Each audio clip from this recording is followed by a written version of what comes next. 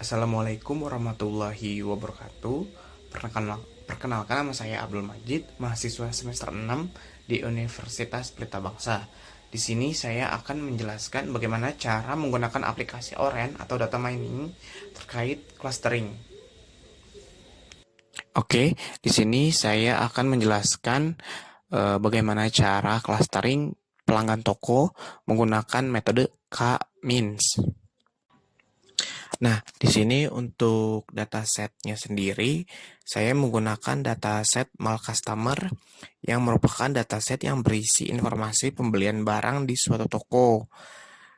Artinya, dataset ini berisi sebuah informasi terkait profil si customer, kemudian jenis kelamin customer, selanjutnya yaitu umur, pendapatan, kemudian yang terakhir itu pengeluaran si customer tersebut. Nah, tujuan dari dataset ini adalah yaitu membuat model yang dapat melakukan segmentasi pembelian pada toko. Jadi, kita ingin tahu nih, si customer ini termasuk tipe orang yang mana? Apakah tipe orang yang boros, hemat, atau si customer yang biasa-biasa aja? Nah, untuk metodenya di sini kita menggunakan metode K-means. K-means sendiri merupakan metode clustering untuk membagi data menjadi cluster-cluster dengan means terdekat. Artinya, kita di sini ingin mencari tahu K-cluster dengan jumlah atau anggota-anggota yang ada di dalam data tersebut. Contoh, misalnya di sini ada 3. Nah, maka kita harus mencari tahu nih dalam data tersebut benar atau tidaknya di situ terdapat 3 klaster. Nah, untuk 3 klasternya sendiri terdiri atas anggota-anggota yang berdekatan, artinya tidak jauh dari titik pusat. Nah, di sini juga kita akan melakukan yang namanya proses uji atau proses validasi, di mana proses tersebut kita menggunakan feature silhouette score. Nah, silhouette score ini merupakan metode untuk interpretasi dan validasi konsistensi cluster data. Nah, tujuannya dari si silhouette score ini itu untuk menghitung seberapa mirip suatu data dengan klasternya dibandingkan dengan klaster yang lainnya. Contoh nih, di sini misalnya klaster 1 dengan klaster 2. Nah, seberapa mirip si klaster 1 dengan si klaster 2 apabila untuk hasilnya means atau negatif, maka kemungkinan besar si klaster 1 ini kemungkinan ada beberapa data yang salah atau masuk ke klaster yang kedua. Tapi apabila hasilnya positif, berarti mereka ini anggota-anggotanya sudah sesuai dengan si klaster tersebut. Artinya tidak ada kesalahan atau sudah sesuai. Nah, untuk prosesnya sendiri dari clustering tersebut, kita bisa lihat yang pertama itu ada load datanya, kemudian feature selection, kemudian melakukan K-means, dan yang terakhir melakukan uji validasi atau silhouette plot. Nah, untuk prosesnya sendiri, mari kita lihat. Yang pertama kita pilih file, kemudian kita cari dataset yang sudah kita siapkan sebelumnya. Di sini saya sudah membuat dataset di aplikasi Excel. Kemudian kita pilih datanya. Nah, di sini karena saya tidak ingin memunculkan ID customer, maka role-nya di sini kita ganti dengan skip. Kemudian kita apply. Oke, setelah itu kita pilih feature data tabel. Nah, tujuan feature data tabel di sini yaitu untuk memudahkan kita melihat apakah dataset yang kita saring tadi atau yang kita pilih tadi sudah sesuai.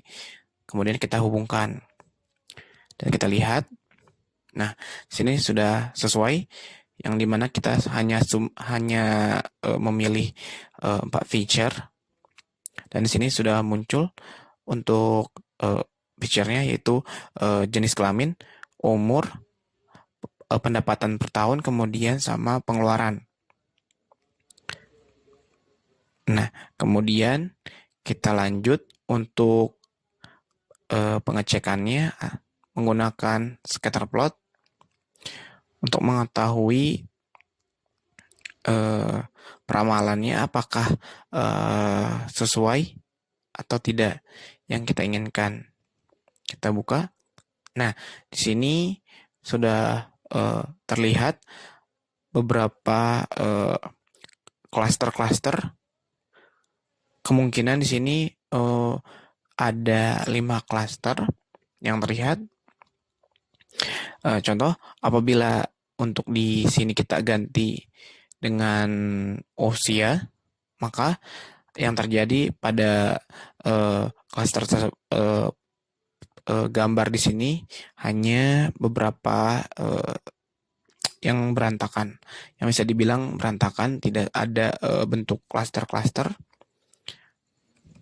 Maka yang tadi sudah benar, maka di sini untuk aksisnya itu aksis Y-nya itu kita isi pengeluaran. Untuk aksis X-nya kita isi pengeluaran, dan untuk aksis Y-nya kita isi itu pendapatan. Oke, di sini untuk perkiraannya kita sudah kira ada 5 klaster, dan kita pastikan lagi apakah benar yang sudah kita perkirakan itu ada 5 klaster. Nah, untuk membuktikannya kita menggunakan yang tadi, metode K-means. Nah, di sini kita menggunakan metode K-means untuk menguji apakah benar terdapat 5 klaster atau tidak.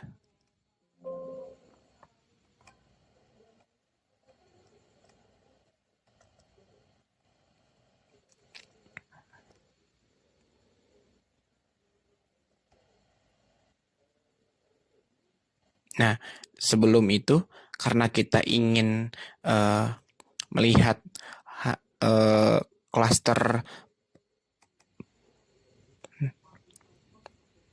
Nah, sebelumnya karena hasil dari klaster ini masih berantakan dan kita hanya ingin mencari 2 poin ini saja, maka kita kembali ke file. Nah, untuk poin-poin yang selain pendapatan dan pengeluaran itu kita bisa skip untuk memudahkan kita dalam pengklasteran agar lebih tampilannya lebih bagus. Oke, kemudian kita lihat lagi. Nah, kita lihat hasilnya. Untuk hasilnya di sini untuk pengklasterannya tetap ada 5 klaster, dan hasilnya pun tidak berantakan seperti yang tadi di awal. Maka ini bisa dikategorikan valid atau sudah sesuai. Nah, untuk mengetahui benar atau tidaknya, kita bisa lakukan pengujian. Nah, pengujian di sini kita menggunakan feature silhouette plot. Nah, kita lihat untuk hasil dari pemrosesan data K-means di uji validasinya. Nah, di sini kita bisa lihat untuk uji validasinya bahwa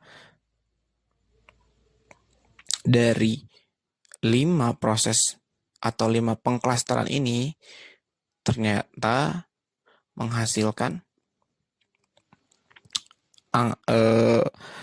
nilai-nilai yang memang benar-benar positif. Artinya sudah sesuai. Klaster tersebut tidak ada yang tidak sesuai. Bagaimana kita lihat warna-warna di sini, garis-garis di sini menandakan bahwa hasilnya positif. Artinya sudah sesuai. Artinya tidak ada yang negatif. Kalau semisal di sini ada yang negatif, maka itu bisa dikatakan si klasternya ada yang salah. Maka karena di sini hasilnya positif, sudah pasti di sini sudah sesuai. Nah, untuk hasil dari interpretasinya, kita bisa mengartikan. Yang pertama, di sini kita bisa lihat yang klaster pertama ini, di sini terdapat pembelian atau pengeluarannya yang rendah, kemudian pemasukannya juga rendah. Berarti di sini termasuk tipe customer yang memiliki pendapatan rendah, kemudian pengeluarannya juga rendah. Nah, untuk yang klaster yang kedua di sini itu kita lihat di sini itu customer yang memiliki pendapatan yang rendah, tapi dia pengeluarannya sangat besar atau bisa dibilang boros. Kemudian klaster yang ketiga di sini kita bisa lihat. Nah, untuk klaster yang ketiga di sini kita lihat untuk pendapatannya si customer ini itu termasuk pendapatannya yang tinggi. Kemudian untuk pengeluarannya pun juga tinggi. Nah, yang keempat di sini kita bisa lihat pengklasteran di sini. Nah, di sini termasuk customer yang hemat karena di sini pendapatannya tinggi akan tetapi dia pengeluarannya sangat rendah. Nah, di sini termasuk tipe customer yang hemat. Kemudian yang terakhir yaitu yang kelima, di sini adalah tipe customer yang pemasukannya sedang atau biasa-biasa aja, kemudian pengeluarannya pun juga sama. Jadi balance, tidak rendah atau tidak tinggi untuk pengeluaran maupun pendapatannya. Nah, cukup sekian penjelasan saya terkait clustering menggunakan aplikasi data orange atau mining. Mohon maaf apabila penyampaian ada yang kurang. Terima kasih.